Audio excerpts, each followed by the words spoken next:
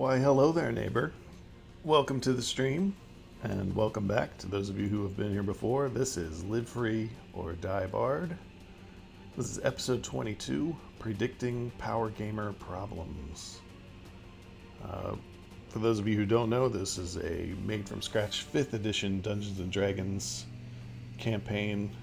We're making it on Obsidian portal, and you can find the address up there at the top of your screen. livefreeordiebarred.obsidianportal.com if you want to come check out the website and see what work we've done so far and what we're going to do in the future. A couple people in the chat, hello. I wanted to mention briefly that we have a new emote in our chat. I'm just going to show it to you real fast. You can select it from your emote menu. If it will come up for me anyway. Being a little slow. There it is. It's Obsidian 19 Dragon if you wanted to type it in.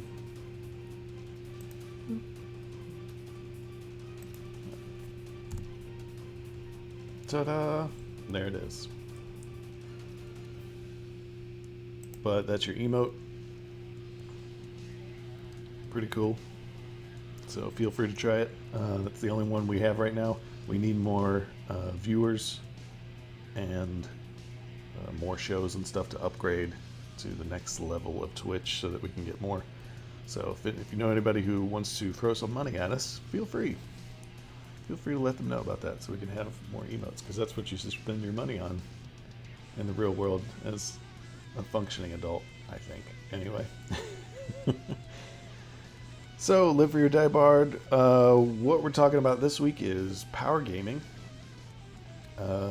We have on our player character archetypes the list of possible people who will be playing our game. We have given them names and titles and personalities. We're trying to anticipate their needs, what they want out of the game, what they're going to do, how they're going to react, and that's why we're using this. And we've got 6 of them. These are sort of basic player types. There are more, of course, in the world. You will encounter many of them. And some of these will also overlap one another. You may have an explorer who's also a power gamer, that sort of thing. But we're focusing on the power gamer types this time and how to deal with them. They're not necessarily a bad thing to have in your game. You just have to be a little bit prepared. Almost everyone who plays role-playing games will gravitate in some ways towards making their character the coolest that they can be.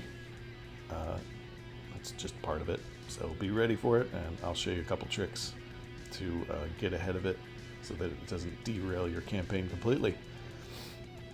So who are our power gamers? Obviously, Paulie the power gamer.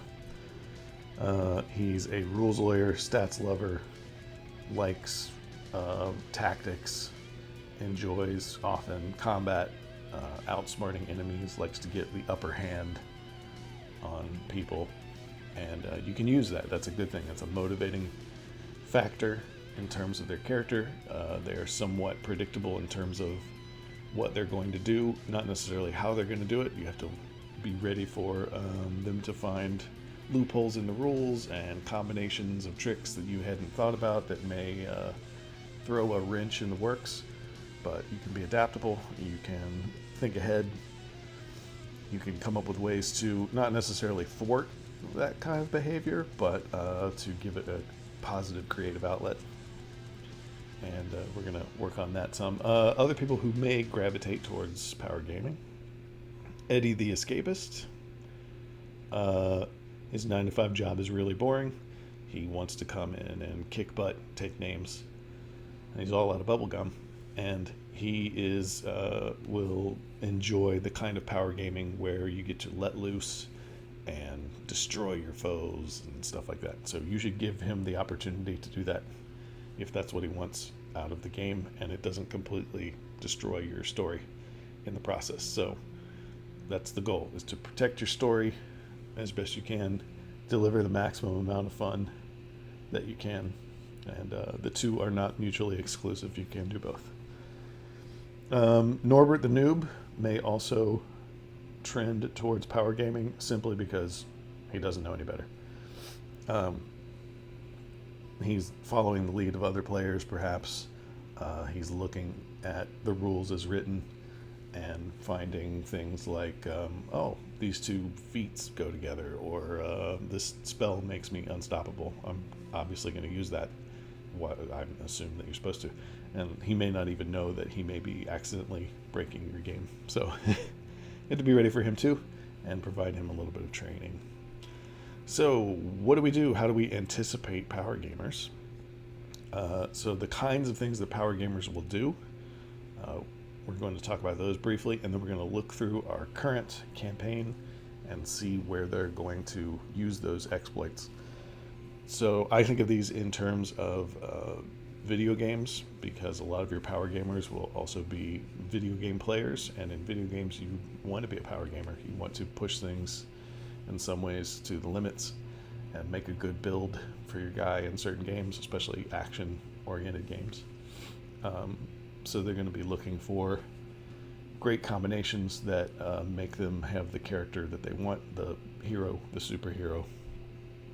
So a couple of different styles you may see is the Skyrim style looter. This is a person who will go to every location and look for stuff to take, sometimes without permission. They will be all about looting bodies at the end of a battle, sometimes even if it doesn't make dramatic sense to do so, like their friend is just dropped dead and they're busy rifling pockets of an enemy. That's how they mourn, I suppose. So Skyrim style looting, every wheel of cheese, every potion stored safely in the belt pouch, and never used that often unless you have to. Another one would be army builder. This is sort of your Warhammer type. You're building up armies of people, NPCs, pets. If you're some type of summoner class or have minions of some kind, they will do everything in their power to increase the economy of action by getting people to join them. Hirelings they will pay for. This could be really good for your game. It's not necessarily bad, but you do have to think about it. Back in the old 2nd edition D&D days, there were rules about once you got up to about level 10 or so, you attract followers automatically, and it made the late game much more wargamey than the early game. Some people like that, some people don't, some people want to avoid it. Some people like things like the leadership feat from 3rd edition, where you get a little team of dudes, or a big team eventually, and crank your charisma way up and get lots and lots of guys to follow you around. Some DMs like that too. So that's up to you, but it is something to be aware of. What else do we have? Final Fantasy XP farmers. These are the type of folks who want to wander around a zone and kill everything that moves until it's completely cleared and then move on. They want to extract the maximum number of experience points possible from any encounter, and will go to great lengths because their goal is to power up their character. So you have to think about those people. They will sometimes derail a plot line. For example, if you have something on a time limit, like, oh, this message must be delivered within a fortnight, go. And then they go out there, and then this particular person's like, I think we need to kill all the bears in the area because they're hurting villagers or something. And they'll take time out of their precious mission time to do that. So you have to be ready for that, ready and anticipating it. The other one is the sort of Metal Gear super stealth, Solid Snake kind of thing, where you are a highly stealthy character type, like a rogue or a ranger, and the player will go out of their way to use that at every opportunity, even if it doesn't necessarily make sense. Sometimes when it makes sense, but you haven't thought about it as a DM. Go away, Java update. I don't need you. So the super stealthy character type, or character types, if you have more than one, can make things an issue if they are basically going on solo missions and you're spending half an hour just dealing with them sneaking around carefully, stealing the spotlight while they scout something out, even if they're not necessarily going in and killing things and, you know, raiding the dungeon by themselves. It can take a little bit of time out from the rest of the party, and you have to be ready for that, because high stealth, especially at low levels, is can be problematic with 5th edition and other games too. You might also encounter this with futuristic games where you have like a hacker who's hacking all the spotlights on them while you deal with the hacking. You know, maybe it's a complex system like Cyberpunk or Shadowrun, and you have to take time out to do that. So not necessarily power gaming related, but definitely a skill to think about, and other skills too that will like role-playing skills, things like I use my talk skill, I use my intimidate, I use my persuasion, I use my gather information, and that character will have cranked their number so high in whatever that skill is that they feel the need to show it off, to use it. You need to be able to give them the opportunity to do that without making it not fun for the other players and not fun for the character who wanted to be, that's their character concept. So that's what we're thinking about when we're looking back over our adventure notes. So we're anticipating Power Gamers. Let's look at what we got so far. In our adventure log, this is where we're keeping our Dungeon Master notes for running the adventures. Normally on OP, you would use this for character journals and after-action reports and things like that. So we're going to briefly go through what we've done so far. For those of you who have not been here before, this will recap the adventure as written so far. So our adventure 1, we've brought our characters into Paradise City in the Kingdom of Calliope, and we are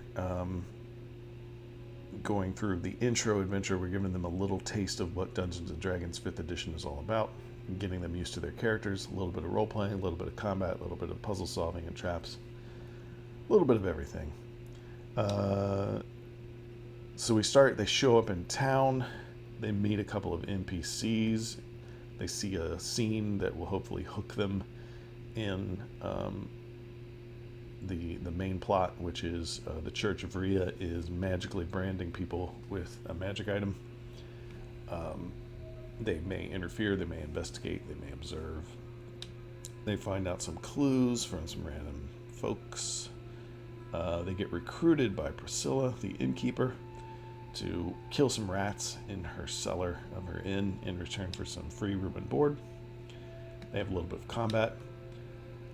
No big deal. So right away, we've gotten to the inn and the cellar, which is also the entrance to our dungeon. So here's our first looting opportunity.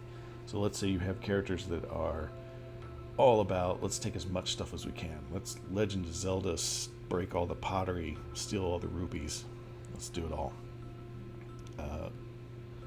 So you need to sort of have an idea of generally what's in the Heartbreak Inn. We've already got a link in our wiki for the Heartbreak Inn, so let's open that up. See what we got there. We've got a basic description. It talks about what's in here, tables and benches. They've got some food, plates and tankards, half-empty shelves. There's not much to steal in here, but they might do it anyway.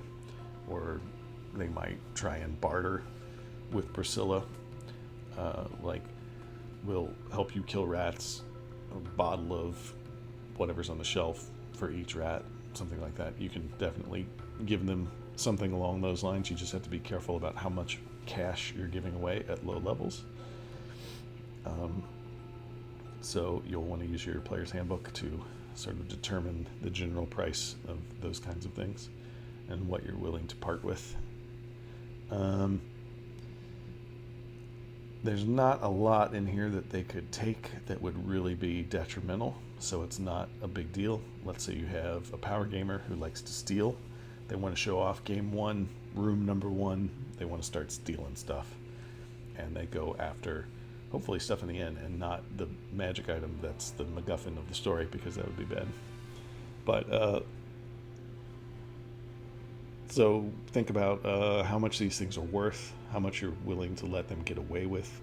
You can use things like carrying capacity in this regard and say, you can steal the cauldron full of bubbling stew, but what are you going to do with it now? Like, who's going to buy that?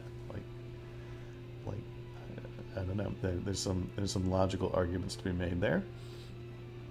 Then we get to the dungeon portion of our adventure, where they find the entrance to the dungeon with the rats. The rats don't have any equipment on them, so there's nothing to take. When they're down in the Hidden Temple of the Muses, the dungeon from Adventure 1, let's just scan through very quickly and see what kind of stuff they could loot. There's some metal plates from the piping. There's bricks down here.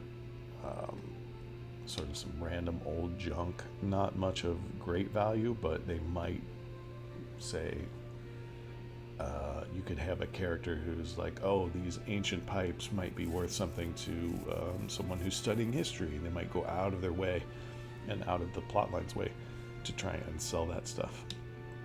So be thinking about that. Be thinking about what your response would be. My particular response would be they'd bring up chunks of these ancient pipes or something, and unless it has some sort of marking on it, the people looking at it might just be like,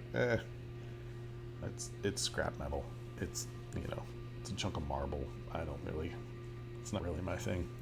There are things down here that they could take of value, though. Let's find them.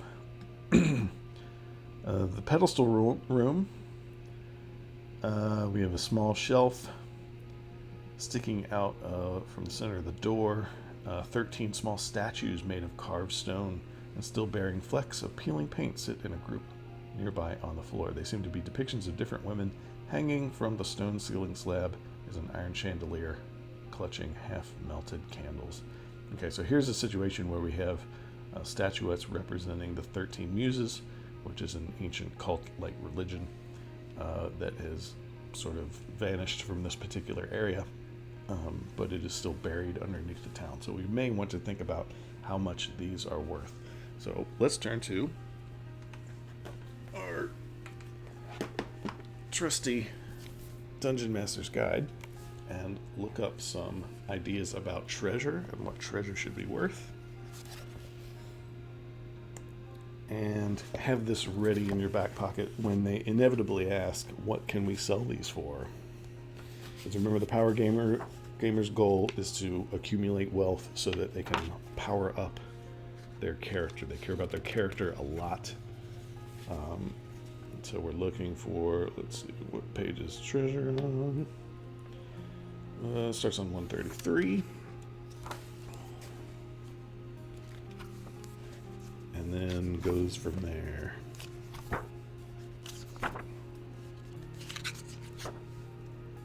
So if you have this prepared ahead of time, you won't be caught off guard, and you can keep the numbers a little more, because remember, they're level 1 when they go into this dungeon, so you want to keep things on the manageable side.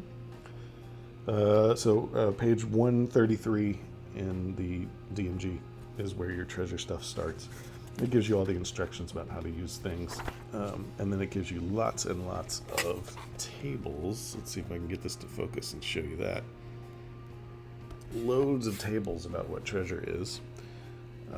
Gemstones, art objects, etc., magic items, hoards for dragons and other creatures. So we're going to want to look at small art objects and get a general idea about what those are worth. So their smallest art object in this particular book is a 25 gold piece art object. It includes things like carved bone statuettes, small gold bracelets, a copper chalice with silver filigree, a pair of engraved bone dice, and a gold locket with a painted portrait inside. So that's generally kind of what we're looking at is somewhere around 25 gold pieces a pop. What can 25 gold pieces buy you? Well, if you go to your player's handbook, ta-da, and look in your equipment section, which you may be able to just turn to. Equipment starts in the player's handbook on page 143.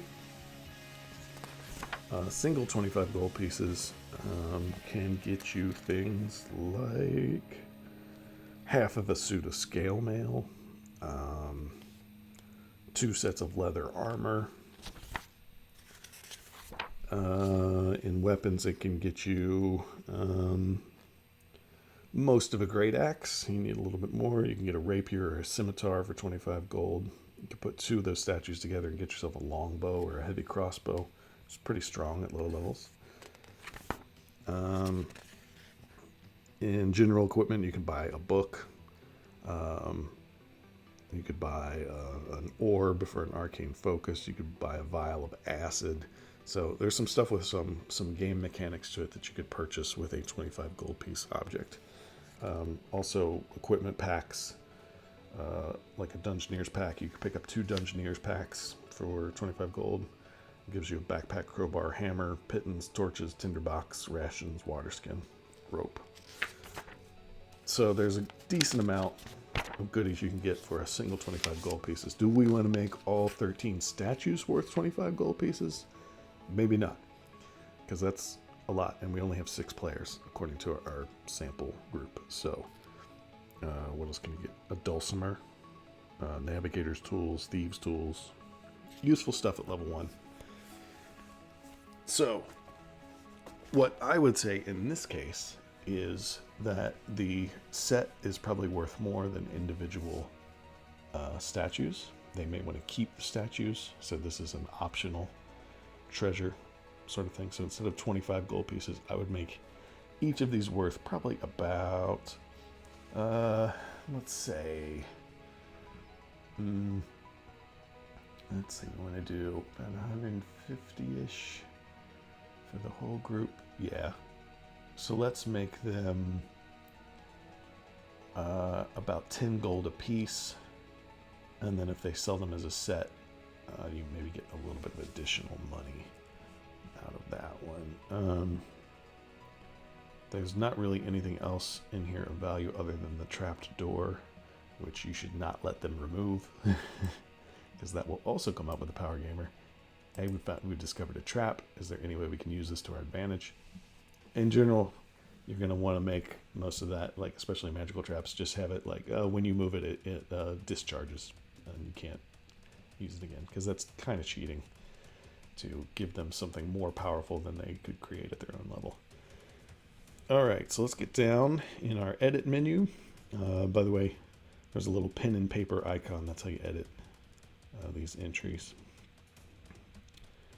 Let's see where I was. Pedestal room. Here we go. Okay. So, all right, right here, the statuettes are symbolic representations of the muses, 13 muses. The wrapped object is a songbook containing various songs and poems attributed to the muses. So, this is about where we want to put our note about how much they're worth. The statuettes and book would be worth about 10 GP a piece to a knowledgeable collector.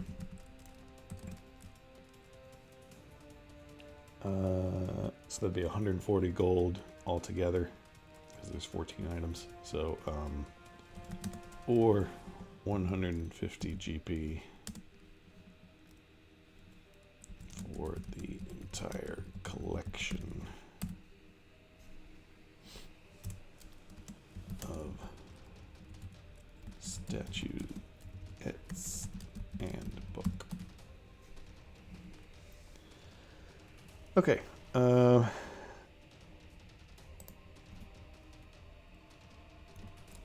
In the songbook,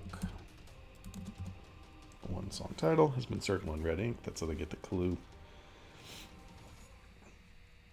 And there you go. Okay, so you've given them a treasure of about 150 gold pieces. What is that divided by 6 players? Hang on. Divided by 6. 25. Perfect. That's what you want. Okay.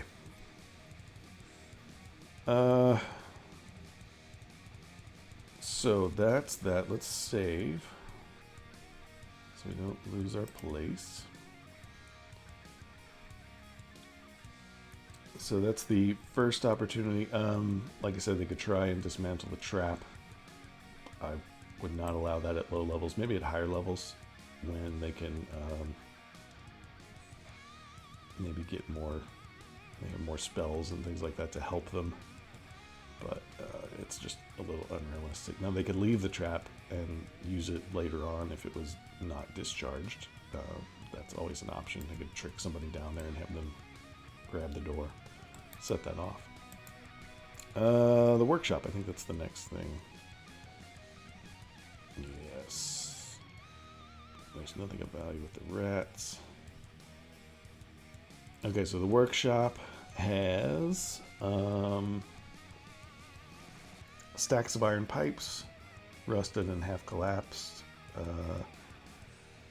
Some of them are preserved somehow and remain in decent condition. That could be something of some value.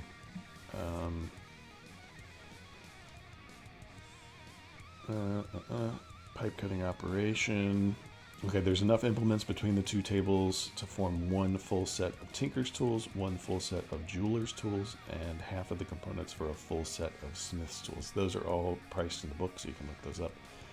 Or your players can if they want to sell those, or they can use those for their own tools if they want to, if they have the proficiency for them. There's a couple of sheets of paper in here. The iron pipes could have value as scrap metal, but many are rusted through. Okay, so we want to say how much that those are worth. So remember that. That's under workshop. Let's go ahead and look through the rest of these, see if there's anything else we need to add in here. There's some gauges and things like that in here. I don't think these would be of much value to folks upstairs. Above the dungeon in the town. Tables. Sorry. I'm enjoying the new emote. It turned out pretty well.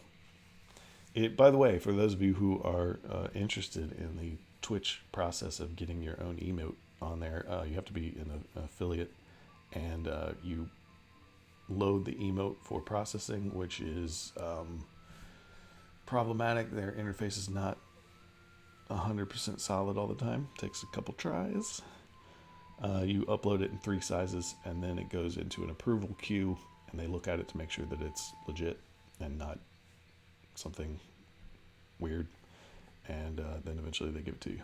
And so this was like a 3-week thing. So hooray for us, we did it. We only get 1 slot though, so I think that's it. There are, I think we can make like badges for 1 month, 3 month, 5 month subscribers. We may end up doing that also. But we were just trying to get the emote in first. So we'll work on that when we have some time. By the way, if you have any suggestions, feel free to put stuff in the chat. Let's see. So there's lots of iron down here. The waterways are basically sewers, and lots of bricks. You can, if they want to steal bricks, they can. They don't have a huge amount of value unless they're trying to build something, which Wand of the World Builder, one of your player archetypes, may want to do that. I say feel free. There's a barrel half full of potatoes in the kitchen of the mayor's mansion. They could, in theory, take potatoes. You can just assign a value to that if they decide to do that. Heck, maybe a potato would be a good ranged weapon. I don't know. Maybe you can cause a distraction. You throw the potato, cause a noise, the guard looks over there, you go the other way. All that kind of stuff is cool. And you should definitely do that at low levels. That's fun. High levels too, if you can get away with it, if it seems logical. Alright, so that's most of what is in our dungeon. So we need to make sure we give a sale price for the scrap iron in the workshop.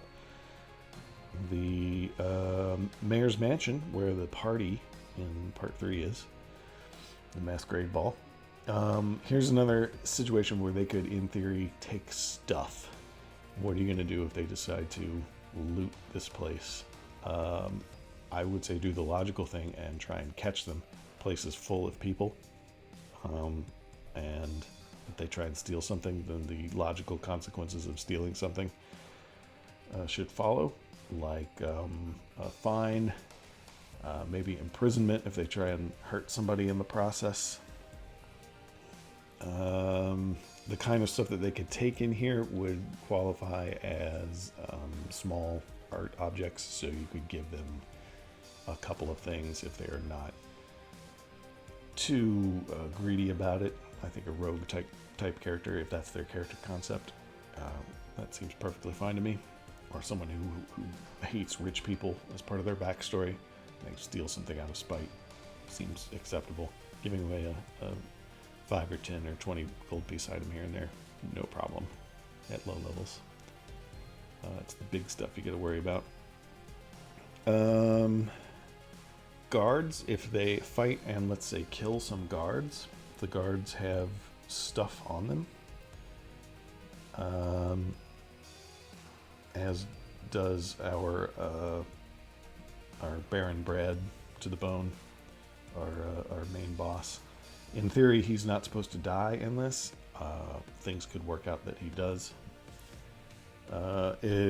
We've already written in, they won't do anything truly suicidal. If it looks like the Baron is going to murder the party, an elder aunt or uncle from the family will call off the guards and try and stop the bloodshed.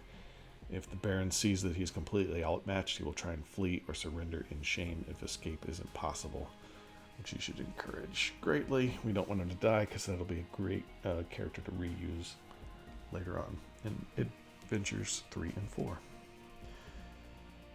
Okay. So, what stuff does he have on him? Have we already detailed that? It's been a couple weeks since we made him. He has a masterwork fife rapier. So in this world, you can combine musical instruments and weapons into a single item if you want to, which is handy for bards. So he has that. He has some studded leather, and he has an octave scale, which is one of our. Do I have one? Oh yeah. One of these. It's a special item for opening a door later on. It doesn't have a monetary value necessarily. He also has a masquerade mask. You could assign a value to that if you wanted to. All the other stuff is roughly out of the book. The combination items, I believe, where you just combine the price of the two items. Don't remember if there was an upcharge or not. I think we wrote that somewhere else. And that's it. So we know what he has. I think we know generally, yes, the To the Bone family guards, which are George and Thoroughgood, aka the Destroyers. They have a 1d6 piercing weapon, so that would be probably a short sword, something like that. What's their AC? 13, so they may not even be wearing armor. They might just be quick. But you can make that up also. So that's the kind of things you need to think about ahead of time if you have people that like to loot. So just go through your adventure after you've written it, see where these people would find, where these players would find opportunities to loot things. So let's go put in the amount that workshop scrap iron is worth. And we'll scroll down to workshop.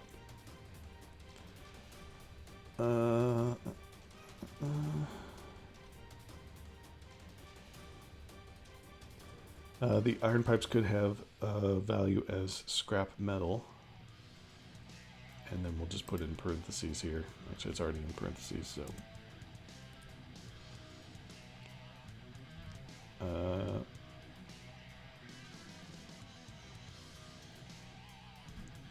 Do a dash. Perhaps, let's say 10 for the lot. Many are rusted through.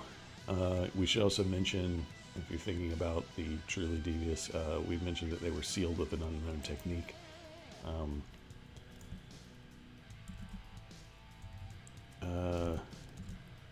The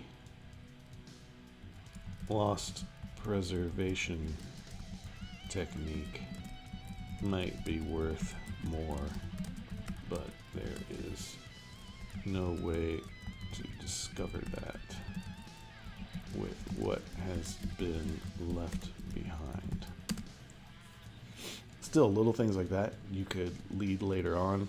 We're going to be using this dungeon again as they approach level 5s and 6 and 7. You could have them find out that technique, and that might be worth something. Especially if they want to open their own metalworking shop, if you have a character who's a smith. Okay, so that's good there. Let's save. Alright, so that is what we need to worry about on Adventure 1. For army builders, XP farmers, and super stealthy characters. Army builders probably aren't going to find a lot of willing participants in town, so they can have lots of NPC interactions if you want to roleplay all those, but very few people are going to join them on a quest unless they paid them, so they may use some of their funds to buy hirelings. Rules for that are in the book, so no big deal there. That's easy. If you want to restrict the number of hirelings that people can hire, it's best to sort of plan out who's available ahead of time and just say, there's a level 1 healer cleric in the inn looking for work. Here's her price. There's sort of a squire type person who will carry your gear for you, a torchbearer, shield bearer, something along those lines if you wanted to, and just say, these are the only people in town that are willing to take work.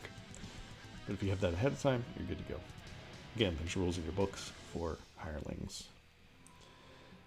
Okay, what else? The XP farmers, unless they're going to go around and kill a bunch of townsfolk, which they might. You can just say no to that, though.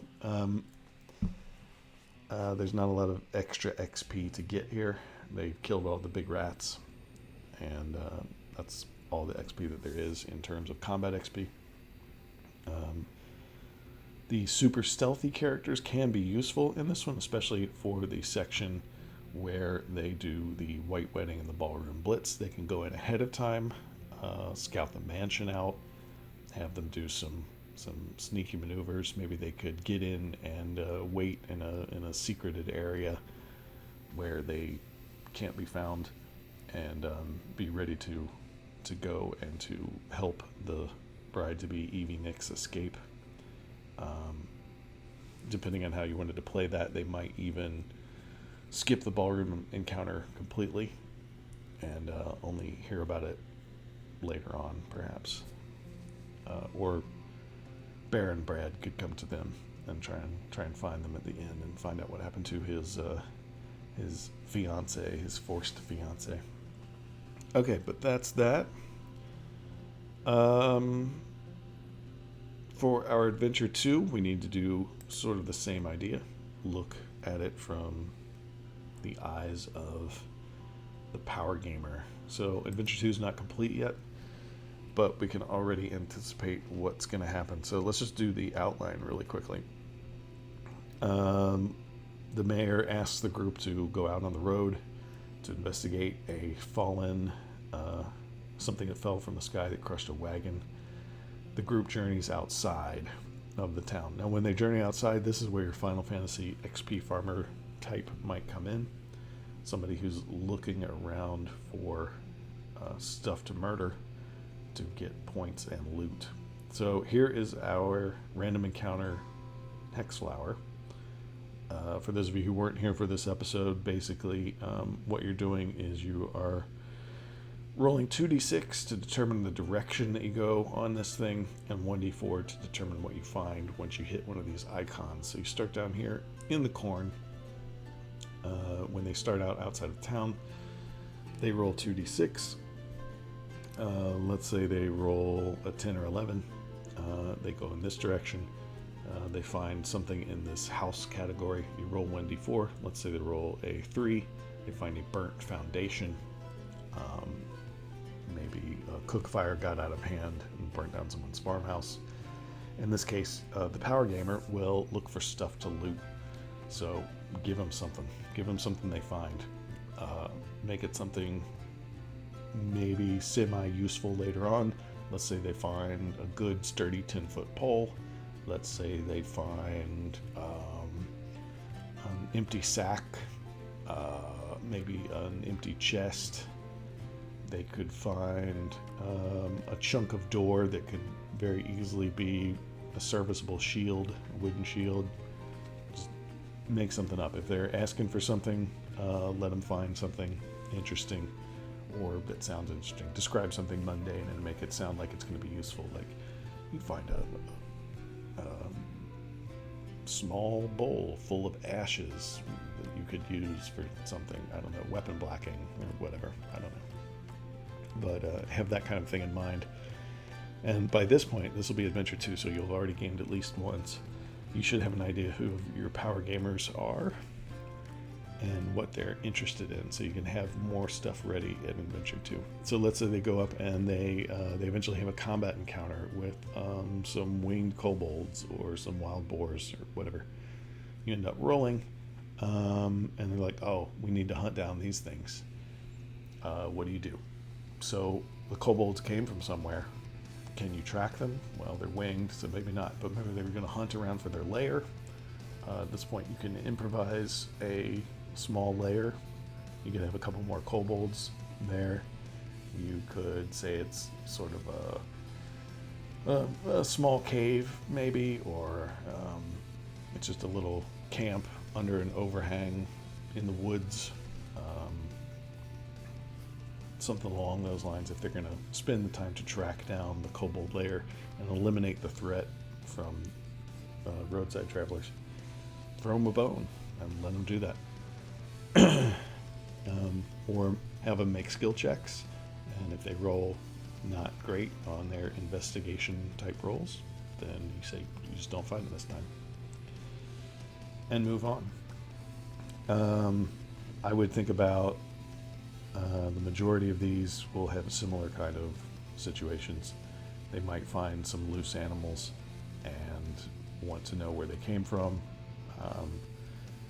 You could make something up if you wanted to, but there's not going to be much use there unless they decide to kill a deer for food, in which case, if they have any kind of appropriate skills to do that, you could just say that kind of happens and they get some extra food. And maybe a deer skin or something that's worth a couple silver pieces, who knows.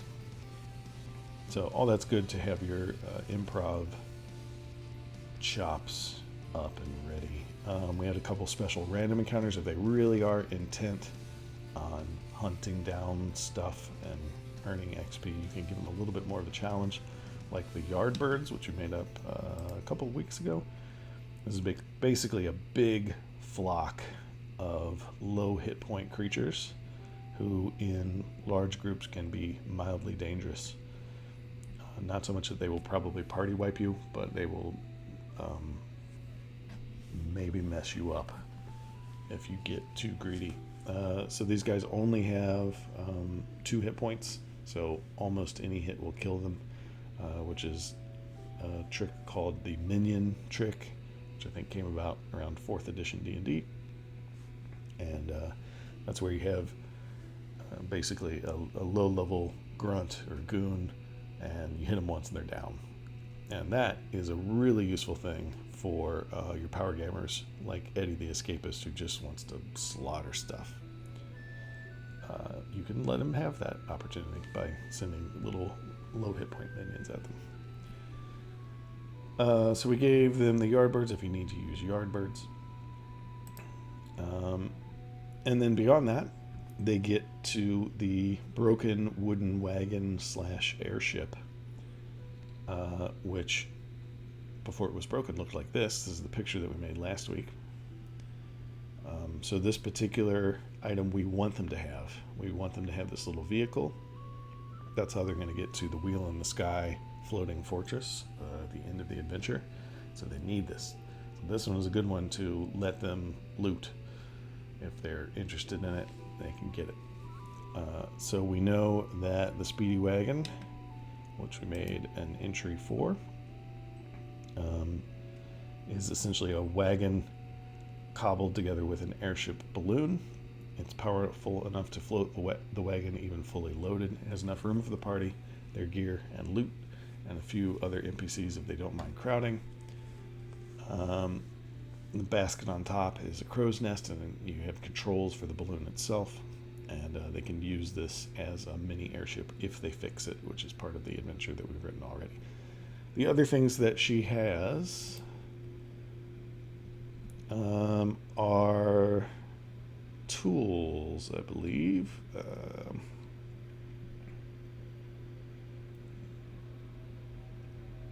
Stacking up wares that were once inside the vehicle.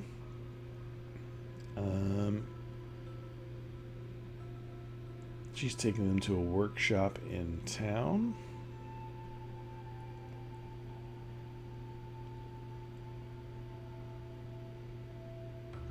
So what are the goods? The goods are tools. And then we have the Fallen Soldier, which is a dropship Murphy, which we're going to work on here in a little bit.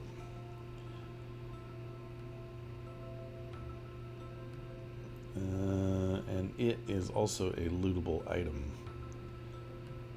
Okay, so fixing the Speedy Wagon. The wagon was hauling a large supply of various tools. These belong to her, to Rio, but she's willing to loan them out while these random travelers who've been sent by the mayor have come to help, so they can use the tools while they're working on it. She would not then be willing to part with them unless they were willing to buy them, but this is a sort of a purchase order, so she's unwilling to do that unless they convince her otherwise. They could, in theory, steal some. Again, you can say, okay, well, where are you putting, all this stuff? Because there are definitely, weight limits and things like that. She's going to notice eventually and report you, even if she can't do anything to you. So that's already somewhat limited. They could attempt to just steal the wagon and leave her behind. Not really heroes at that point, but and maybe you should say that at the beginning of your campaign. I intend for this to be a heroic campaign. If you want to avoid that scenario, or maybe you don't. Maybe you want to have a bunch of villains going around doing adventures. That might be fun too. Just be ready for it ahead of time. That's when you're going to want to decide how much all that stuff is worth. But they can negotiate with her if they are being heroic and still be like, well, we want a couple of these tools as payment. We want actual payment. We want money. Let them do some negotiation. But again, keep it low for low level. Okay, so they get the airship. We want them to have that, at least temporarily. We want to make sure that they can't use it all the time. So later on, we're going to work on the limits of that airship and make sure that it's not crazy overpowered. Because if you give them flying at level 2, let's say, level 3, you're in for a bad time. You wanna have that somewhat limited. We want it just to be for the quest, and then ground it, because that's a little much. But we'll get into that soon. The Fallen Soldier is made out of a special material, and it is a broken war machine. So what can they get out of it? So far, they've got a broken parachute. The soldier is beyond repair, but it is made from a forgotten alloy known as maiden iron. We need to give that a price.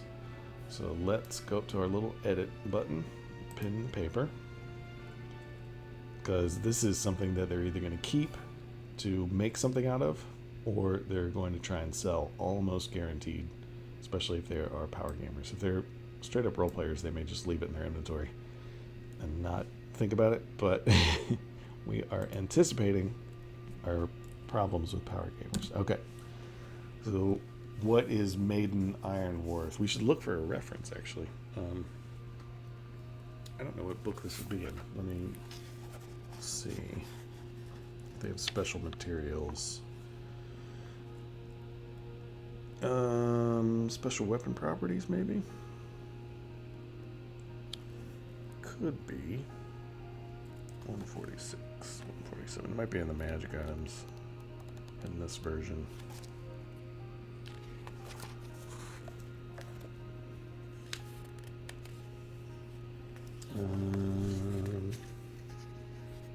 Yeah, they've got silvered weapons in this one.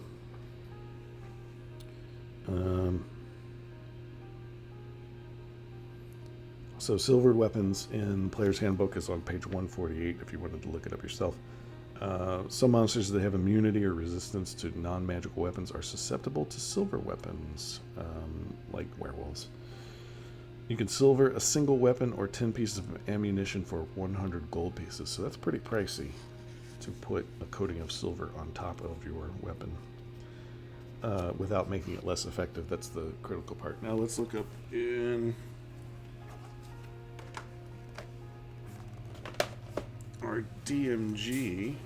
Let's see if they've got something for specials. Let's just use the index, that might be faster.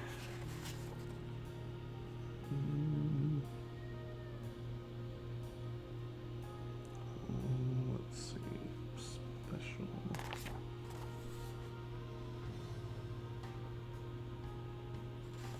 Maybe materials, they may not have it.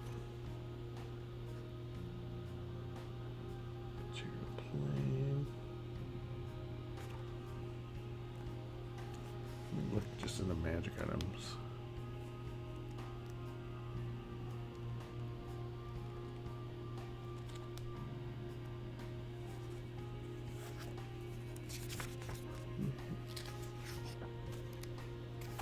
It may have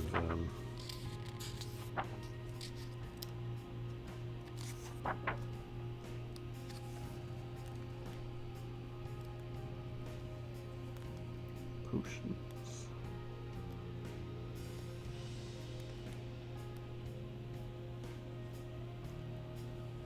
Staves.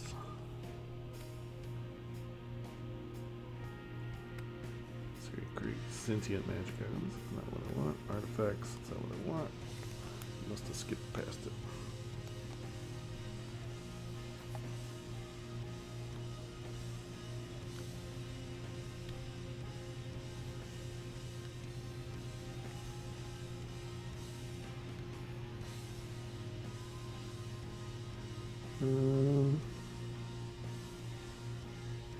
Yeah, what I was looking for was like mithril and adamantine. I'm sure it's in here. Just don't know. No, here we go. Okay, so in this one, adamantine is in the magic item section. So adamantine armor is while you're wearing it, any critical hit against you becomes a normal hit. So let's see how much that cost. I bet it's quite a bit. They don't really have a cost in here, do they? Yeah, because you're supposed to hand these out. It's just rarity.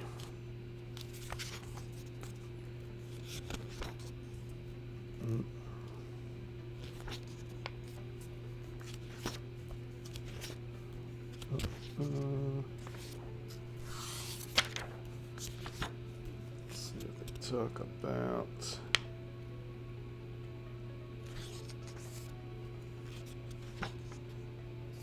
Attunement.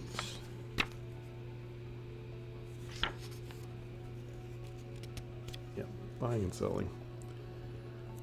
Yeah, most items are so rare they aren't available for purchase in this one. Common items like potions of healing can be purchased from an alchemist. They might ask for a service rather than for coins. So, yeah. In the old editions, you just sometimes can buy the magic items straight up. But it could be possible if your world includes a large number of adventurers engaged in retrieving magic items. Trade might be more common. It'll remain similar to the market for fine art in the real world, with invitation-only auctions and tendency to attract thieves. Okay, so some of your higher gold piece art objects in this one are worth something like 2,500 gold pieces, 7,500 gold pieces, and so on. So you could use that as sort of an idea of what's too much for something like that. But this maiden iron, even the scraps of it, might be worth a little something to someone interested in that.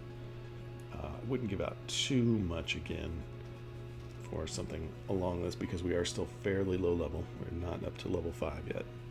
We should be by Adventure 2 somewhere between level 2 and 4, depending on how many encounters you've had and bonus XP you've given out.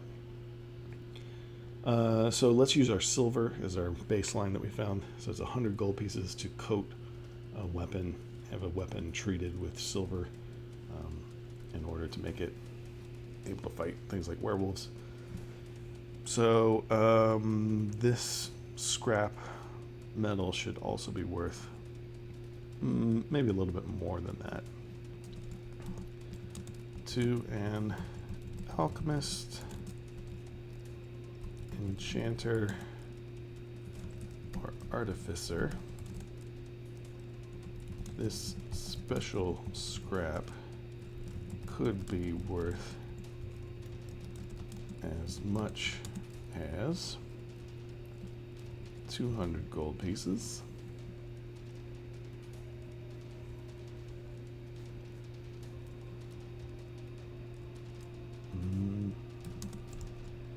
It can be worked into very lightweight items. Let's call it half weight by a skilled smith. So that gives them two options. They can sell it, they can turn it into something. Let's say they want like a battle axe, but it's pretty heavy. They want like a half-weight battle axe. Might be cool. You can come up with something like that if you wanted to give them even just give them something special for their character, which a lot of the power gamers want. They want their character to stand out, be signature, special, have something interesting that nobody else has, be well known. Sometimes fame and glory, aside from fortune, is something to motivate them with, and I suggest you give them little bits of that as you can, as they earn them. Because part of what you're doing with the power gamer is letting them vent their need to show off, their need to be the hero, be the star of the show. You need to let them do that in controlled bursts that you control, rather than them suddenly springing something on you in the middle of a critical story point that could mess everything up for your carefully balanced story. Okay, we've got that. We know how much that is worth. What's next? Creating fun. Oh yeah, let's save this. So we need to create fun, as I said, for our power gamers. while protecting our plot. In order to do that, you need to, by Adventure 2, hopefully, sort of identify the type of power gamer that they are and the kinds of things that they want to do with their character. And if you can, insert those things into moments when they won't break your game. Because you could have a situation where, let's say, one type of power gamer is the kind that likes to find exploits in rules. So we have some low-level characters. They found some combination of a feat plus a spell or something like that that is a little bit stronger than the average level 2, level 3 character. I guess you wouldn't get a feat to level 4, but you get the idea. They found some combination that will work. They found some way to stat their guy with a particular item that gives them one extra little advantage. You want them to have that. That's part of the game, is to let them have those little advantages over their enemies. You want them to be able to show those off. So let's go back to our characters and talk about what kind of things they're going to throw at you and how you defeat them before they ruin your story. Not defeat the character, but defeat the trick, so it doesn't mess it up. Okay, so Paulie the Power Gamer, he's your main target. One of the things he may do is some kind of combo package that you weren't anticipating. There's a few things you can do at low levels. There's a much more that you can do at mid and high levels that can be not game breaking, but will, let's say, make it so that their armor class is way higher than everybody else in the group. So you run into the arms race of, if I create something that's strong enough to hit Paulie and his AC, let's say he's playing a Dwarven Defender Shield Specialist with his AC through the roof, and it's really annoying to try and hit him. If I make something for him that is high enough to get through his AC, it obliterates everyone else. Might as well not even roll, because he's so much higher than everybody else. Same with one good combination here. I'll read it to you. If you're using feats as options, there's a couple of feats that can be low level, slightly dangerous for your game. You gotta watch out for. Oh, here's a good one. Let me get this one out of the way first. Just lost the page. Hang on. So if you're a wizard, let's say you are a wizard, School of Divination.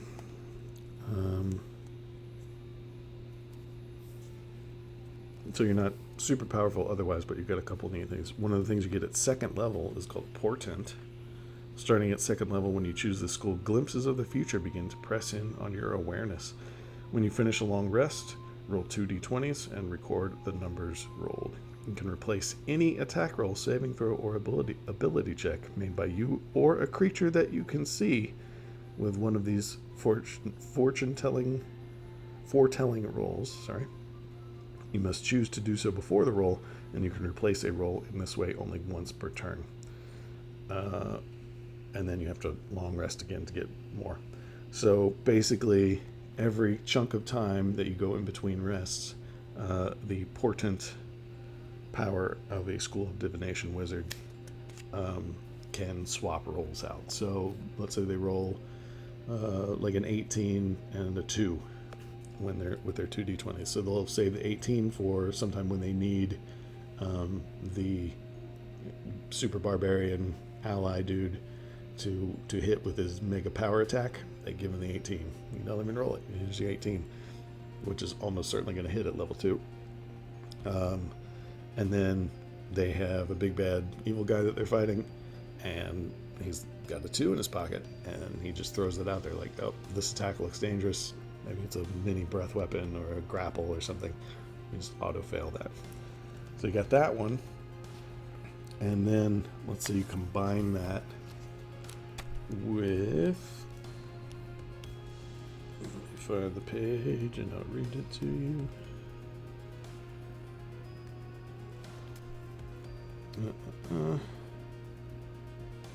You can combine that with multiple things, but let's say he's also a halfling.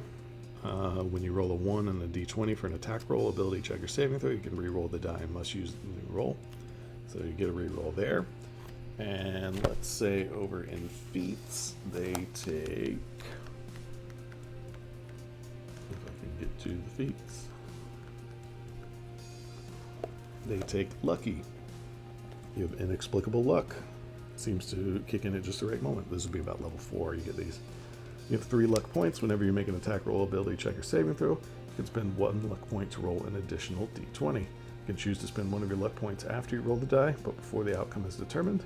You choose which of the d20s used for the attack roll, ability check, or saving throw. So, you can also spend 1 point when an attack roll is made against you, and do the same thing. Roll a d20 and choose which one is better for you. So that right there, if you were a level 4 halfling divination wizard, you get multiple combinations of lucky die rolls that in theory you could swap a couple things here and there. A couple other things that might come into play for feats that you want. There's a bunch in here. You're going to want to read these if you're using feats. It is an optional roll, you don't have to, but you'll get it at, let's see, level 4, I think, for everybody.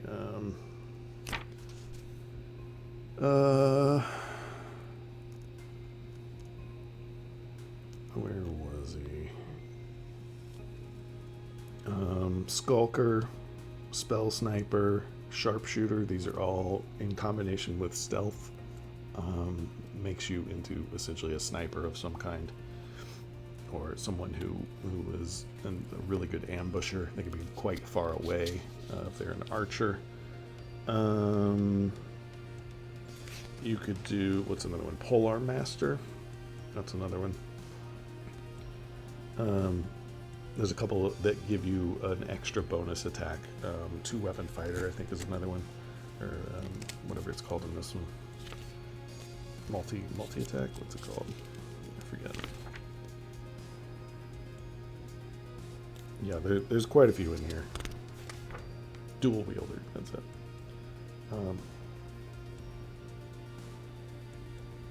Crossbow expert. That's another one. There's a bunch of things you can do with the right combinations of items and feats and little specials and low-level spells. So if you know your rules, you will be able to avoid some of those. Or you'll know that they're coming anyway, even if they take them, because they are going to take them if you allow it. So what do you do when you know that they've taken one? First of all, you need to read people's character sheets when they finish their character. And ever so often when they update their characters, you need to read them again so that you can anticipate that. Just take a picture with your phone, study it at home, try and find the trick. And then what I would suggest is let them do the trick in an environment of your choosing. So let's say you have the Polearm Master trick. They have a polearm with reach. They're a polearm master, so they get an extra attack with the butt of the weapon as a bonus action. Whenever something comes into their reach, they get an automatic attack of opportunity, which at low levels, almost all of your melee monsters and bad guys will have to do that. They won't be polearm masters. Let's say you have an archer combo where you've got sort of maybe a ranger, rogue, maybe they get sharpshooter at level 4, super stealthy, they can re-hide, etc., etc.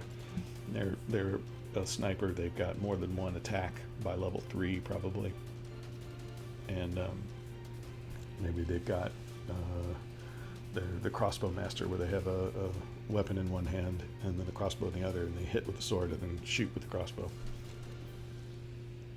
Any kind of combination like that, let them do that stuff, but control it a little bit. Let them get it out of their system. If it's a spell thing, you can let them use it up earlier. Set up a scenario where it's the perfect opportunity to use whatever that spell combo is. They'll almost always go for it. with the polearm thing, send a bunch of minions at them, let them go crazy with swinging the polearm around, murdering stuff. If you have the some of the barbarian combos are really strong, lots and lots of hit points. Throw an encounter in where they get to throw people around a room and just obliterate them, and let them get it out of their system. And then for anything that they use up before the long rest, if you have a scene where you don't want them to use it, put that scene in after they've used that thing, basically, so they can't use it if you think it's going to be game breaking. So that's Paulie. Let him get it out of the system, let him use it, and then study his character sheet and make sure you have proper ways to prevent it. If you have a big bad evil guy that you want to be able to survive for more than a round, make sure Paulie's grapple barbarian can't get to him in one round. Make sure he's behind several portcullises or up on a tower that he's going to have to climb, and that way he can taunt and attack him on the way up, something like that. So make sure you can't get there right away if you want him to survive more than one round, because he'll try and get to make it logical. Go, if I don't have a long range weapon and you do, the only way I can stop you is to get up close to you and knock it out of your hand and take you down. So they will operate on logic, power gamers. You just have to figure out what it is. Eddie the Escapist, similar proposition. He may come up with ways to crank up his power level because he wants to not be the office clerk at his 9-to-5 anymore. He doesn't want to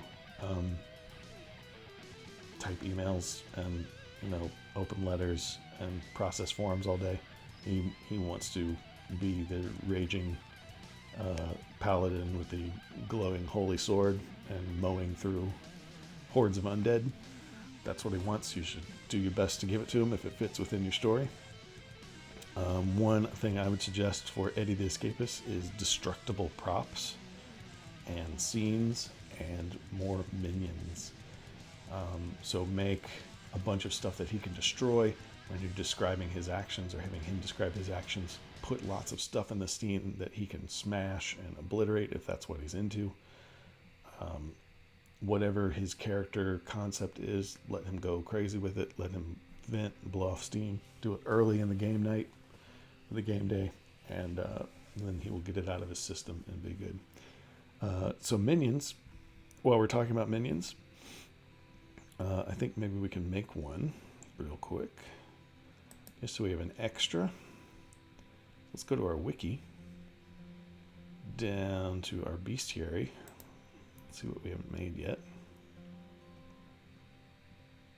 There's a bunch in here. It's the Ungrateful Dead. We could make a bunch of little dudes. The zombies. Def Leopards. Kid Rock. Skeletons of Society. Yeah, let's do Skeletons of Society. So let's assume that Eddie the Escapist has made his Holy Paladin or some kind of smiting cleric with Turn Undead. Let's give him something to smite in Skeletons of Society. So I'm going to get out my monster manual. We're going to look up a sample skeleton. These are going to be minions.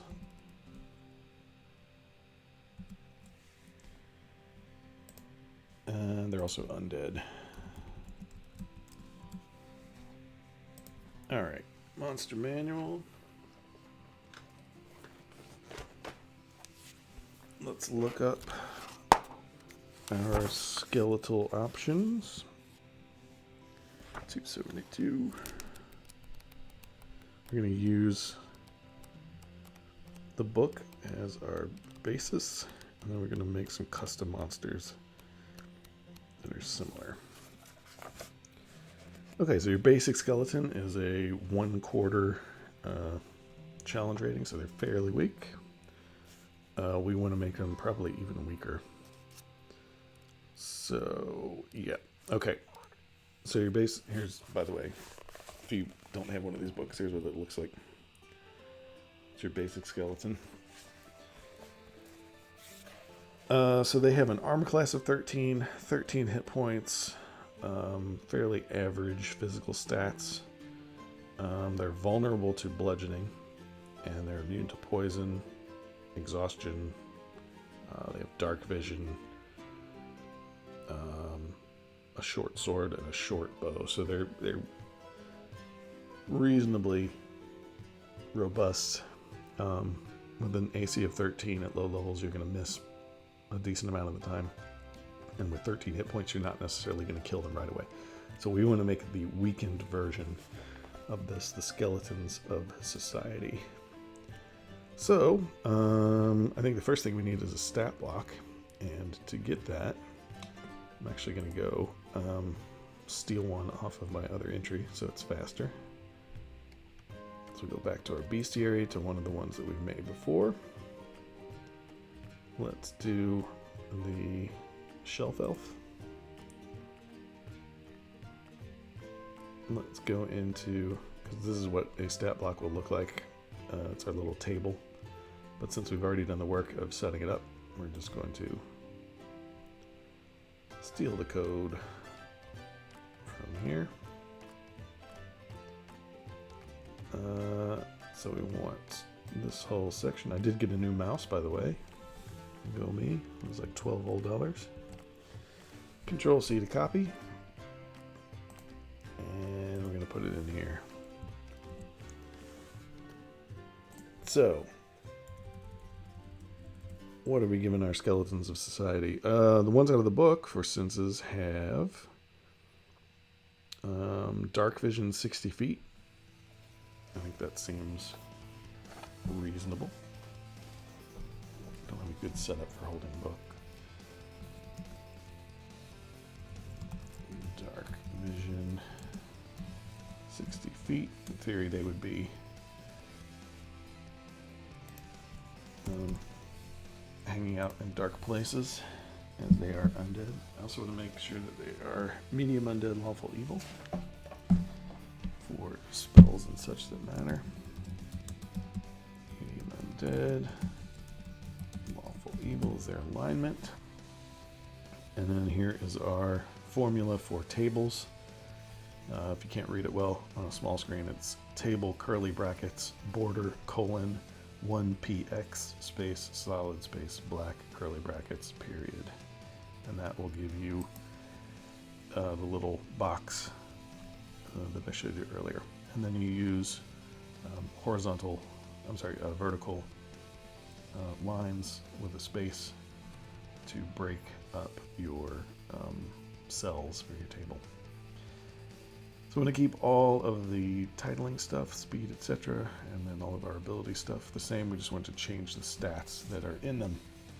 So we're going to base most of these on the regular skeleton, and we're just going to weaken the hit points and AC and stuff so that they are minion quality, which means essentially one hit kill, not too dangerous.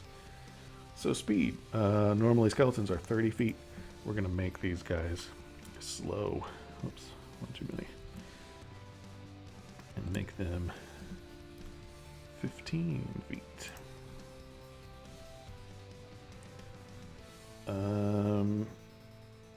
Their hit points, we need these to be, let's just make them 1.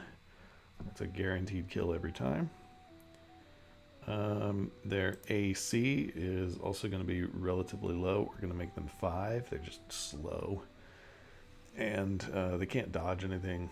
They're mindless and just get destroyed. No reach, I don't think. Or is it 5? It's 5 feet, isn't it? Yeah, in this game. 5 feet.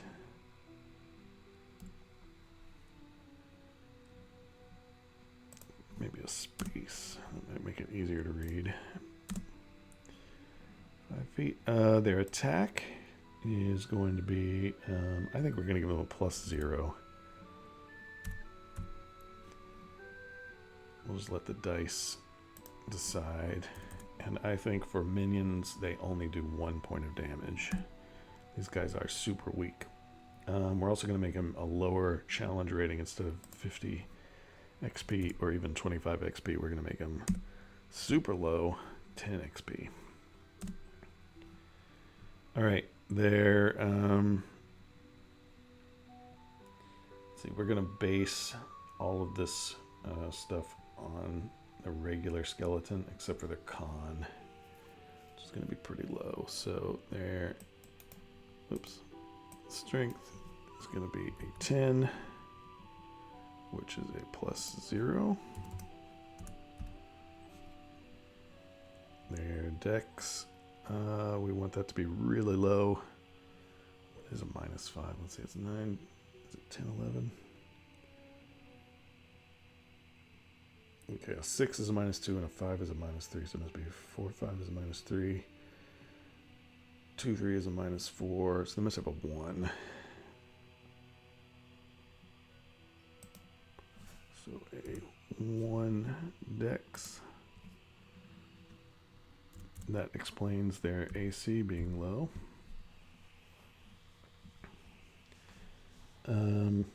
Their constitution is also exceptionally low. That's also going to be a 1, which is a -5. Their intelligence is going to be even lower than a regular skeleton at a 6. I think we should make it a 3, which is a -4.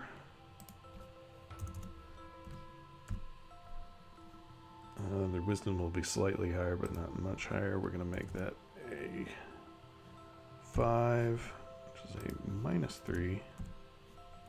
And their charisma is also exceptionally low. 5, -3. So these guys are crazy weak, but they may come at you in large enough numbers to matter. Okay, so let's make sure we don't have anything. Oh yeah, their damage vulnerabilities and all that sort of thing. We should probably put in here too, just like the regular skeleton. So damage vulnerabilities, damage immunities, condition immunities, languages. Type these out.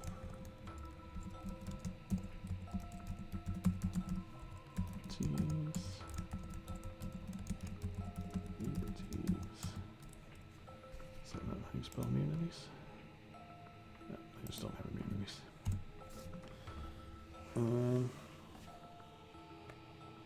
Condition immunities, languages.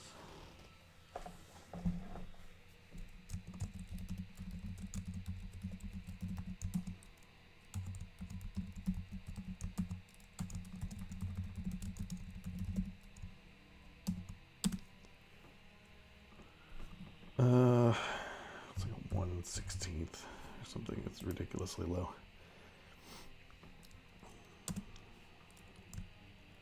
None. I don't understand anything. And then these were all, let's do them down the list. Bludgeoning, poison, exhaustion, poison.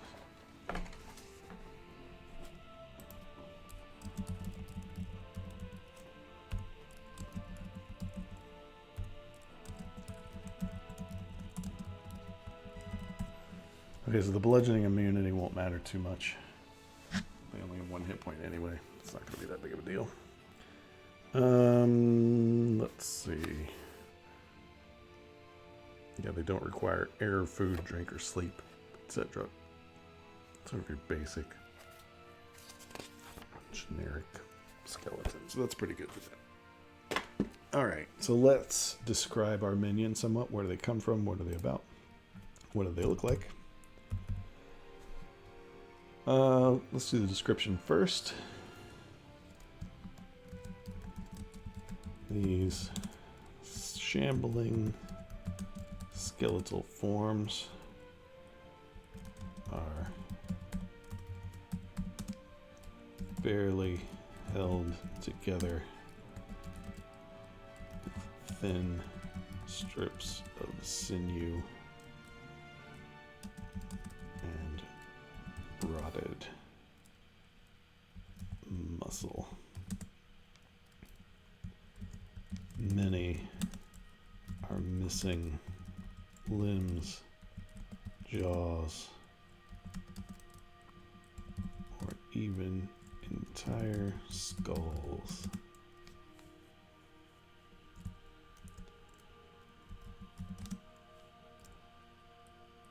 They shuffle forward slowly but relentlessly, scraping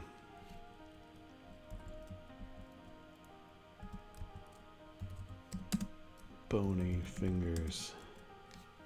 Let's do swiping. Swiping bony fingers at anything living.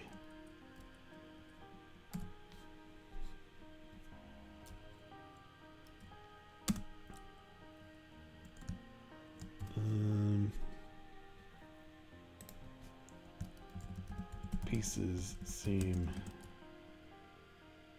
to fall off as they move. Okay, so that's their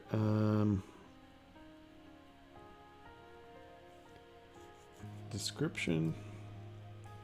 Let's talk about what they are.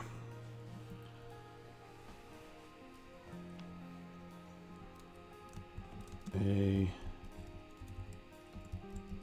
society of necromancers. Wait, actually,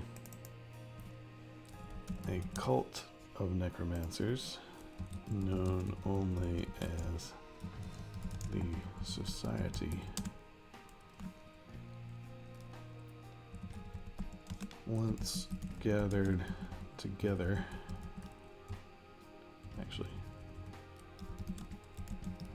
gathered together on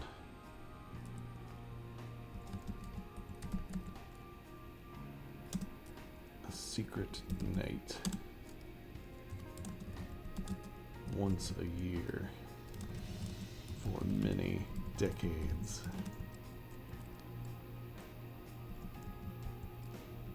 Each meeting,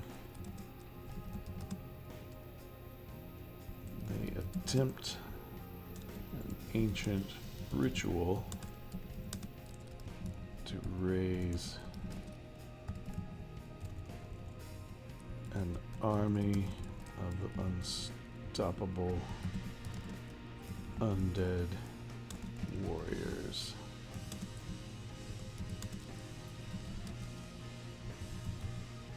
But the spell is incomplete, and their attempts are only partially successful, bringing forth broken remnants of creatures that once lived.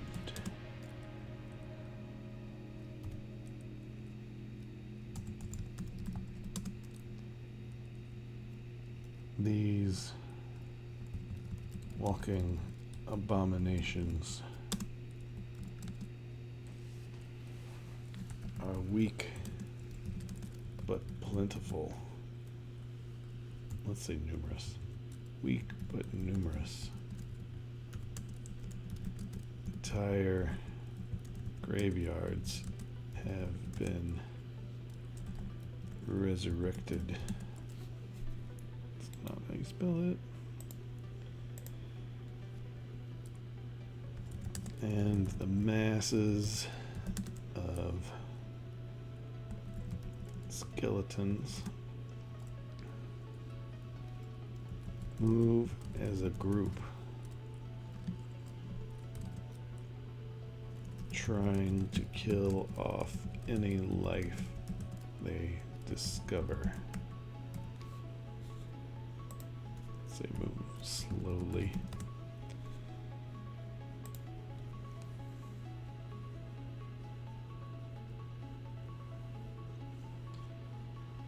What else?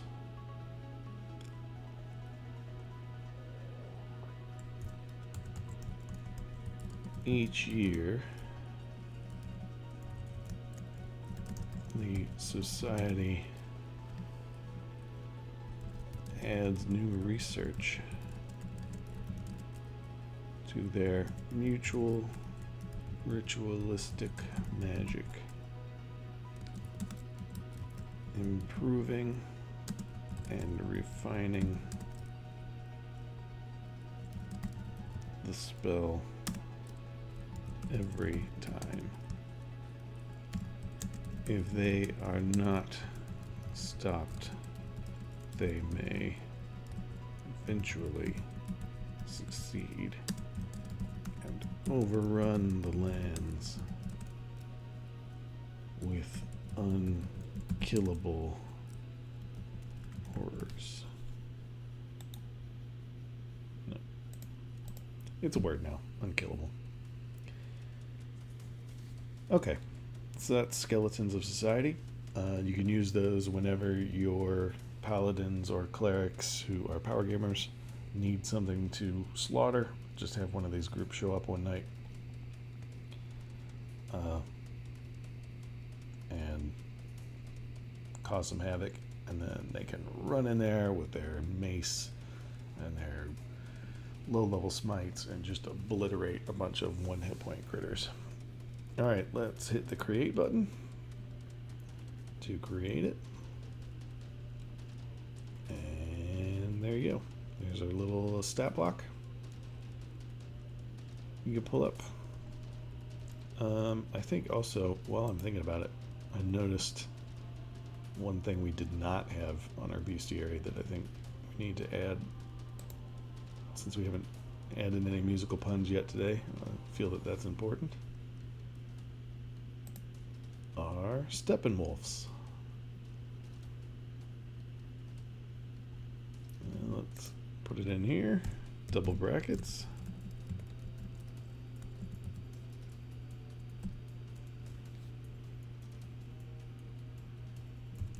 Let's do Steppenwolves.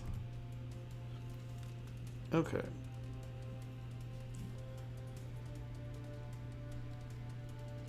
And save. Alright, so that's how you create some fun when you get a sense that your players are itching for a murder fest. You can give them something easy. Just slot it in wherever you need to. Let them get that out of their system so that then later on your carefully crafted multi-member enemy party that you spent a whole week making up statistics for and backstories and things like that doesn't get just obliterated before they get a chance to even speak. You want to give these give a power gamer the pressure release valve that they so desperately need. So let them get it out of their system. Destructible props, same way. Put barrels and things in rooms. Put breakable shelves when you describe how Eddie the Escapist does their attack. Have it that the bugbear falls backwards into a shelf full of cups and the thing explodes into splinters. Have tables get smashed as he's charging forward. He's launching furniture out of the way. If that's the kind of character that they're going for, go hog wild with it and let them do that. Some players, that's all they really want, is to be Conan in the midst of the field of battle. They don't really want it too much else. So easy to please. Norbert the Noob, you'll recall, may trend towards power gaming simply because he doesn't know any better. Which is, of course, your cue. You have to teach him how to play. That's part of your job as the GM for a brand new character, brand new player, is to sort of teach them the game, how your expectations. You could spell that out in your character creation materials. Here's how I want this game to go. You can get some feedback talk about it with your players, see what kind of game they want to play, and make sure that all that lines up. That'll make things go much better in the long run. Generally speaking, with Norbert the Noob, you're giving him examples. If your other players are not doing the kinds of things that are good examples and you're rewarding those players, for example, you want a heavy role-playing game, you're going to reward role-playing by Alice the actor, especially, and maybe Wanda the world builder. You're going to reward the role-playing so that Norbert knows, like, oh, this is how I get rewarded if I do more of this stuff. If you're having a Combat Fest game, you want to reward Polly the Powergamer and Eddie the Escapist for their combat exploits when they describe some cool maneuver that they do, some anime-style super flip, or they throw an axe into the head of their enemy. And that's the kind of game that you're going for, and you want Norbert to do the same. You reward that stuff. You spend extra spotlight time on it. You give them maybe bonus XP, whatever. So whatever you're rewarding, Norbert will pick up on that. Another trick you could do is give him an NPC mentor. If you want him to play a particular way with his character and he's lost, he doesn't know what he's doing, and you don't want him to go the power gaming route, you want him to do other things, you can introduce an NPC mentor, maybe the same class as him, if you want to show him how to do, like, this is my vision of a ranger. I'm going to give you a brief glimpse of this other higher level ranger than you doing the kinds of things that I expect you to do, that I want you to do. Have him take Norbert under his wing and do it that way, so that he has a sort of a teacher, a trainer of sorts. But that's something that you'll have to determine when you get your noob character, if they need that or not. If you need to go to the trouble of making that NPC, how long you're going to have that NPC in there before you kick him out of the nest and let him do his own thing. It also might get in the way of the campaign somewhat to do that, so it's a little bit trickier to do. Hopefully, you'll be able to do it by showing him, here are the things that the other players are doing that I like, copy them. Or come up with your own style, and I'll reward that. That's cool too. Alright, but that's how you create fun for the power gamers and protect your plot at the same time. Let them get that out of their system beforehand, and then be ready for it and control it when you can. The NPCs that you need to be immune to those particular tricks and tactics, you've got to come up with some creative ways to make them immune to that. Let's move back to our adventure log. You recall they have rebuilt the little miniature airship, or that's what we're hoping they do anyway.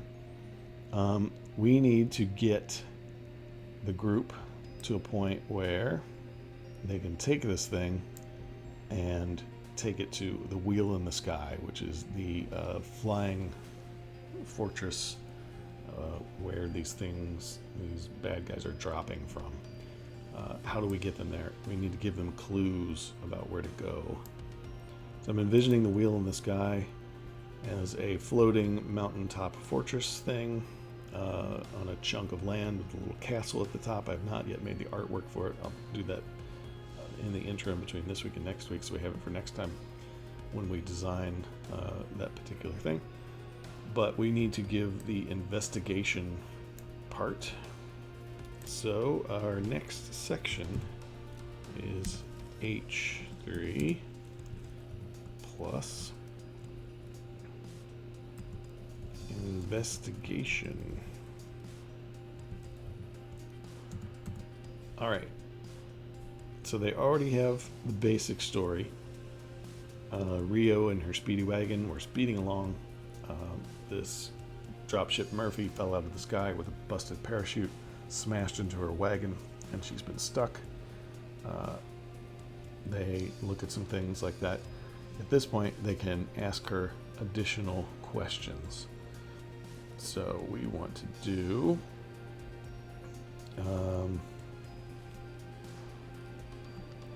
so the investigation will be if the group wants to know more from character link button. I'm gonna find Rio on our list. Insert from Rio, comma. They can interview her. She knows the following information, colon. Let's make a numbered list. In Textile, there's a little button up here for numbered list, 1, 2, 3 with some lines on it. Hit that button and it'll automatically put in the little number sign and space that you need to create a numbered list. Makes it pretty easy to do numbered lists. So what kind of stuff will Rio know that we need to get to the party, into the party's hands for finding this floating fortress? Okay, so I'm envisioning the floating fortress. The reason nobody notices it is because it's covered in a cloud layer. It's sort of stealth magic. So first thing she will say about it is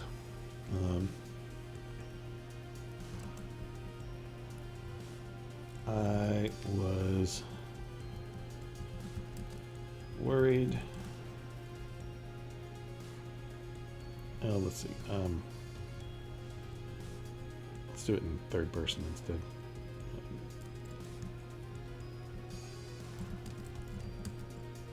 She was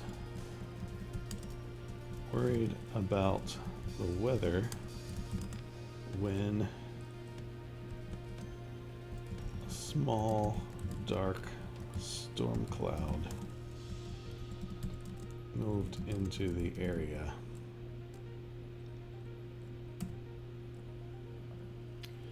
Okay, so that's sort of one of the important things. You don't necessarily want that to be the first thing on the list.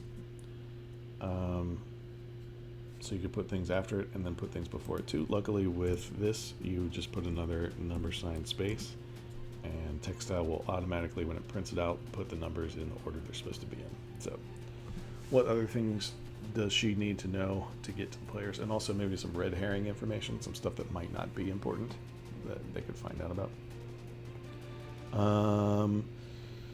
They may ask about the items she was carrying, thinking maybe it's some sort of an attack or something like that. I think that I did write down some notes on that.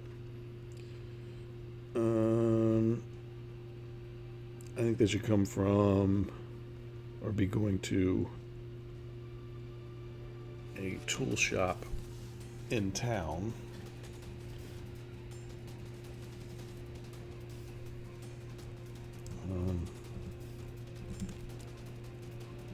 The cargo was being taken from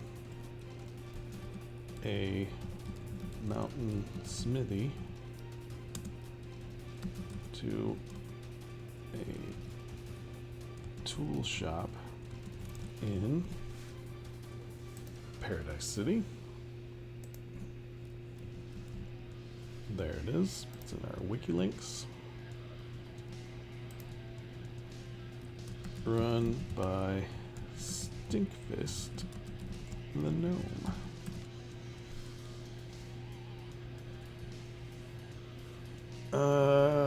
Let's see. What other questions?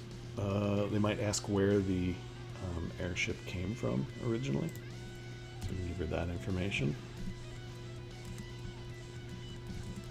The airship balloon was, I think we already talked about this briefly.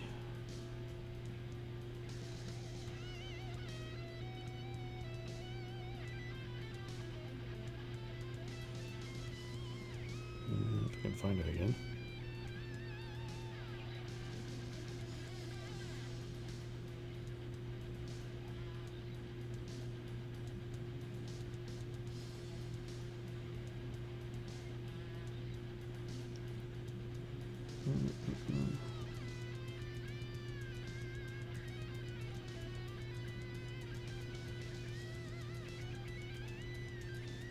put that in there yet. Yeah, I don't think I did.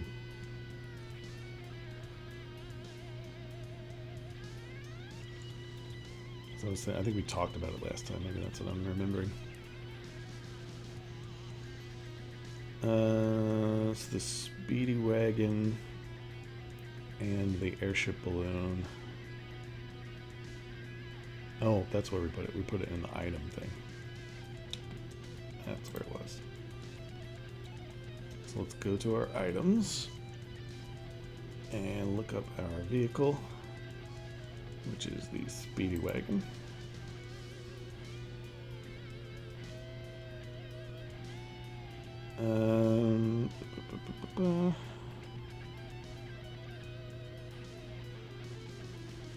The airship balloon still bears markings from Jefferson Airship from which it was salvaged. So she can talk about that. The airship balloon was salvaged from Jefferson Airship.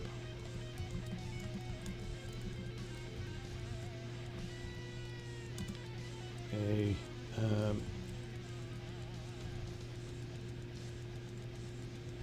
band that played concerts from the deck of their flying stadium, might be too big, bandstand, in the flying bandstand.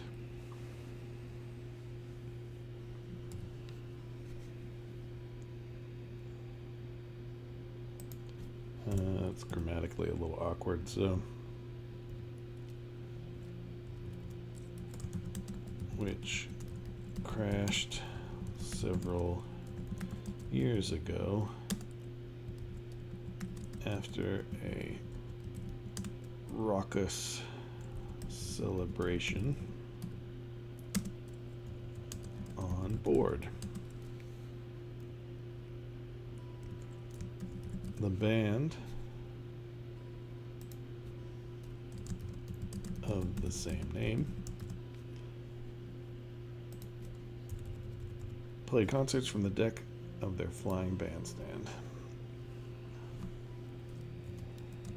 and traveled the world looking for new musical opportunities. So here we're seeding an idea for later. If they want to be a traveling band, then they will have the option to perhaps make a flying airship traveling band kind of situation.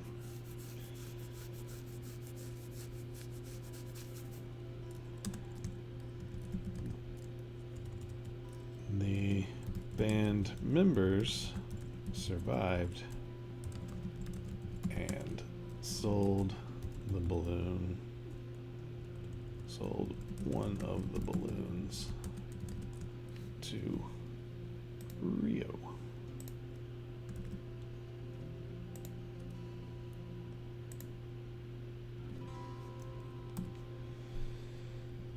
Let's see.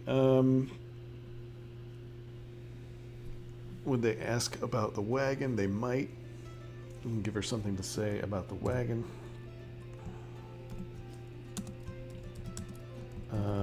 The wagon itself was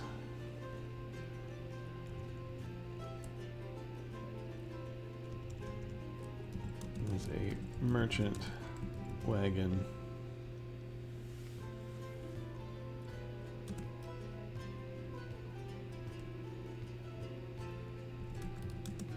from a mountainous region, which is why it has such good suspension.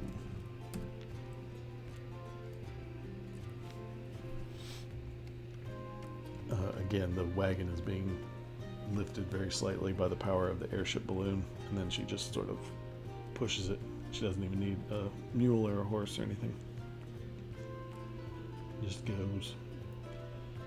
Okay, the wagon itself is a merchant wagon from a mountainous region.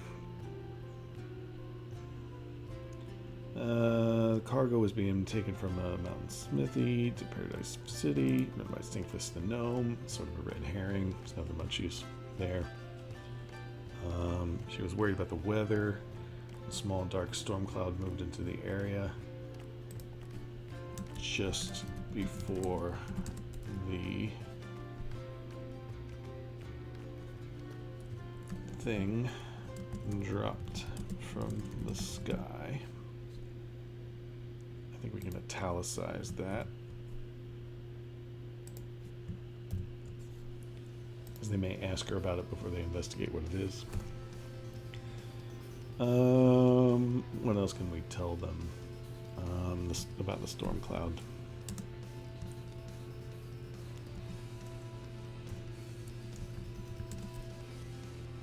She is happy it didn't rain on her afterward. The storm cloud moved rapidly. Which direction? West. Which was odd, since it wasn't windy at all. Okay, so hopefully they pick up on this idea. They have a parachute. They have a thing that fell from the sky. They have a dark storm cloud that moved quickly to the west.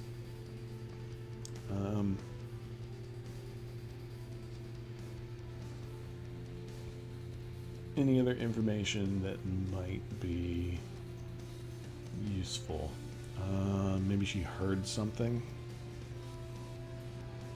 Yeah, let's have her hear some stuff.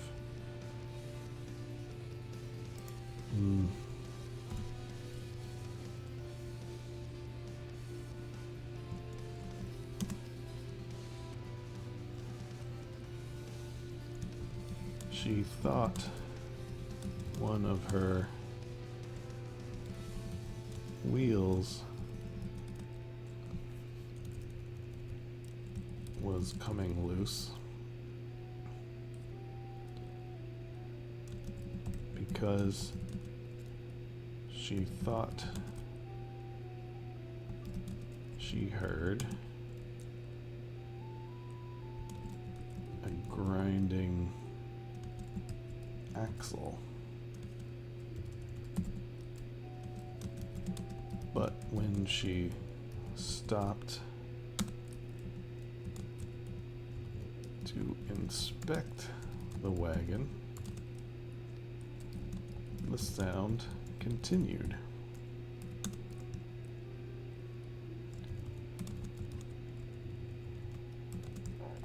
She could tell it was far off, but could not identify it.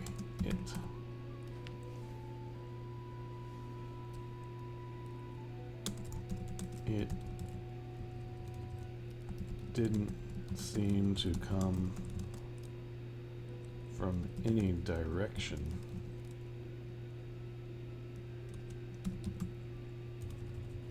We want it to come from above. We'll just have the GM improv that part.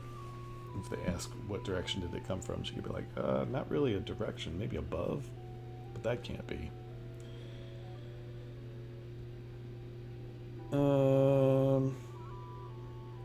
Okay.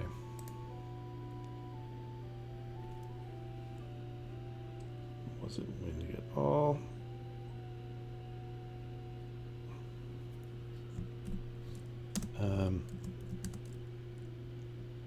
The fallen machine twitched a few times and made some small sparks before going completely still and dark.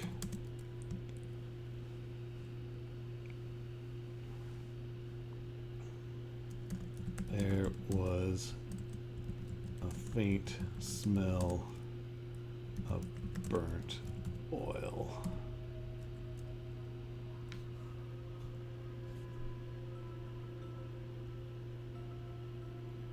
Okay, that's probably good. Hopefully they will pick up on those clues. To further the investigation, if they decide to go to the west and look, they will come to, let's look on our map where they'll come to. So we'll go down to our region map where we're conducting our adventure. My connection's a little slow, sorry about that. I'm thinking about changing service providers. It's been a while and I might be getting throttled. I don't know. Okay, so this is where the crash site is. We want to put the wheel in the sky over here somewhere. So I think we're going to add a map marker to indicate that if they decide to go roughly to the west, anywhere in this vicinity is going to be fine. And we want it to be over the ocean. The reason being we want them to force them to use the airship. We don't want them to try something goofy like building a giant ladder, something like that. We want to make it very clear what they need to do. Because they are still fairly low level. Some of them may not have played D&D often. We want to make it nice and straightforward. Stick it over the ocean. That way if they fall, it's slightly less deadly. Still pretty deadly in real life. If you fall from a great height and hit water, it's pretty much just like hitting concrete. Even if you do a dive. All right, so let's put our map marker. So we're going to edit our map with the little edit icon.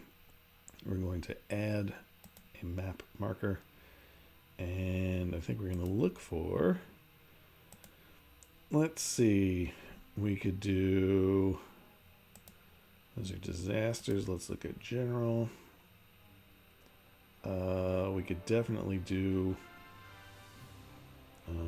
crossed swords if we wanted to. That might be a good one.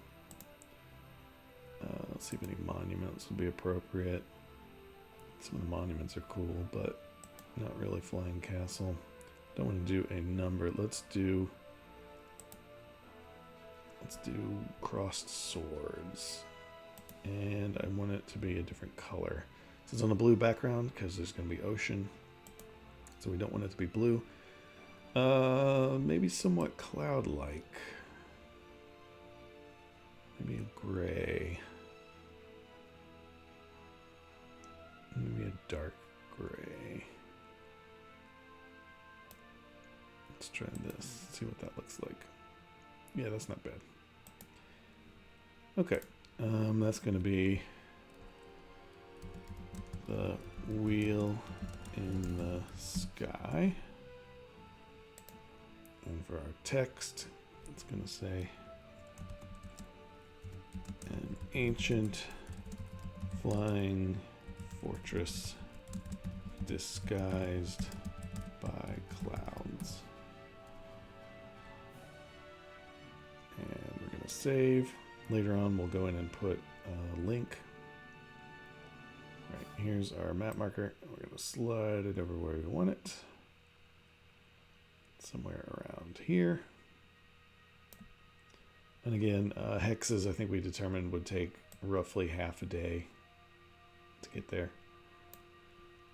So I'll be going about half a hex, so a quarter of a day. So 6 hours-ish of travel, maybe less. At the beginning, depending on how they want to do it. So let's back out and we'll see what that looks like.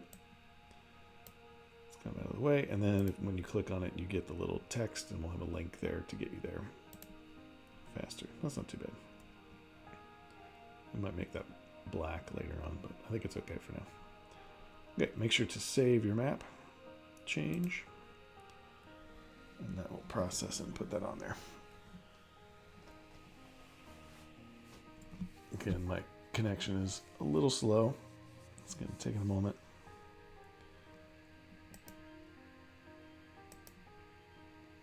And there's our adventure. So the adventure is they start in the town, they get sent up north.